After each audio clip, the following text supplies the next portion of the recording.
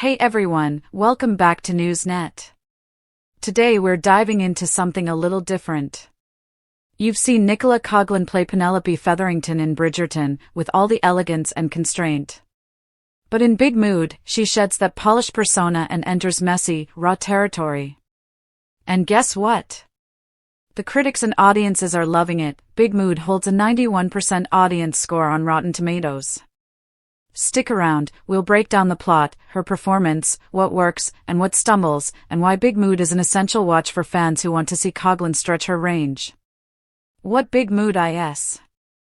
Big Mood * is a dramedy, drama plus comedy, that premiered in 2024 on Channel 4 in the UK.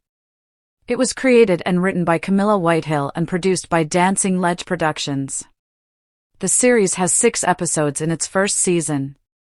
Its story centers on Maggie, played by Coughlin, and her best friend Eddie, played by Lydia West. These two have been inseparable for over a decade, until Maggie's bipolar disorder returns, creating strain in their friendship and in Maggie's life.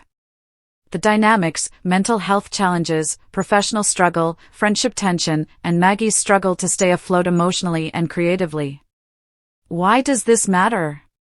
Because this is not a clean or glam depiction of mental illness, it leans into the messy bits, the confusion, the guilt, the fatigue. Also worth noting, Big Mood was Channel 4's most-watched new comedy launch since Derry Girls. And as of February 2025, it was renewed for a second season. From Penelope to Maggie, a shift in range. The contrast with Penelope. In Bridgerton, Penelope is socially conscious, reserved, elegant, always maintaining fortitude under pressure. Maggie, in contrast, is chaotic, vulnerable, undone, struggling. The makeup, hair, glam are often intentionally stripped away. As Nicola put it, for Maggie, no false eyelashes. And no makeup, don't even think about it. Coughlin has said she hates vanity on screen, and this project was a deliberate attempt to reject glam in favor of authenticity. The emotional and physical intensity. Maggie's bipolar disorder is portrayed in full swing: mania, depression, medication, e.g. lithium, side effects, self-harm, suicidal thoughts. The show doesn't hide or dress up these moments, it treats them with nuance. For example, in scenes of self-harm, instead of dramatics, the show lets plasters speak, the aftermath rather than spectacle. Maggie's professional life is crumbling too. She loses her agent, struggles with creative blocks, faces financial instability. These tangible pressures ground the mental health aspects in reality. The evolving friendship with Eddie is layered and tense, sometimes the pressure is mutual, and sometimes the burden of support shows its cracks. Because of all this, Coughlin is able to play a full spectrum: comedic absurdity, heartbreak, self-destruction, fight, vulnerability, all in one role. Many critics point to her performance as the standout. What audiences and critics say. Ratings and reception.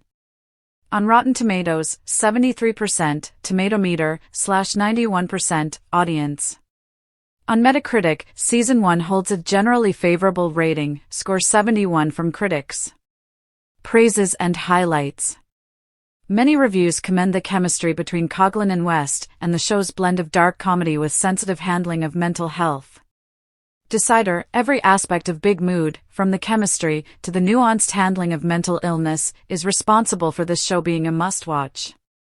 He Times praised the golden nuggets in the writing, especially episodes like 6 where time and perception are explored. Some critics say Coughlin's performance is a ball of chaotic charisma, and the boundary between Maggie's inherent absurdity and the effects of bipolar is blurred in compelling ways. Witticisms and tension points. Some feel the comedic tone can be uneven, that the show struggles to find balance between light moments and darker emotional territory. Others argue Maggie's behavior becomes hard to sympathize with at times, especially when impulsivity or self-destruction dominate. A few reviews say the show tries to do a lot with a limited number of episodes, and sometimes scenes feel rushed or transitions abrupt. Overall, though, most consensus is, the show is messy, in the best way, emotionally resonant, and anchored by Coughlin's daring turn. Behind the scenes and what makes it special. Creative intent and authenticity. Camilla Whitehill, creator, and Nicola Coughlin go way back, friends from drama school, which gives Big Mood a personal kick. The decision to strip away glam and embrace ugly, messy is intentional. Coughlin and Whitehill wanted to reject the sanitized depiction of mental illness. The show openly discusses medication, e.g. lithium, exploring side effects, fogginess, numbness, not just take the pill and be fine. It shows that love, friendship, therapy, none of these are silver bullets. People can try, but sometimes it's still not enough. The show confronts that tension. Nicola's off-screen experience and commitment. While filming Big Mood, Coughlin was also working on Bridgerton. She described learning her Big Mood lines while on the Bridgerton set, even crying from exhaustion. She said that Bridgerton's sex scenes helped her feel more confident filming a comedic sex scene in Big Mood, joking that she was not sweating the scene because her previous experience helped. With the success of Big Mood, Coughlin received her first BAFTA television nomination for Best Female Performance in Comedy for this role. Also, in 2025, she won Best Comedy Performance at the TV Choice Awards for Maggie. The show is confirmed for Season 2 as of early 2025. Season 2's setup, Maggie and Eddie have had no contact for a year. Maggie returns to try reconnecting at a wedding, but Eddie now has someone new in her life, Whitney, a spiritual healer. It's expected that the show will continue exploring the complexity of reconnection, boundaries, and whether Maggie can find her place again. Why Big Mood matters and what it offers to viewers. A more honest mental health narrative. It doesn't sanitize suffering. It acknowledges the dark, uncomfortable, often invisible side of mental illness, and lets the audience sit in that discomfort. A showcase of Nicola's dramatic and comedic chops. She inhabits extremes, from manic highs to crushing lows, while still retaining Maggie's identity as a flawed, lovable human. A story about friendship under strain.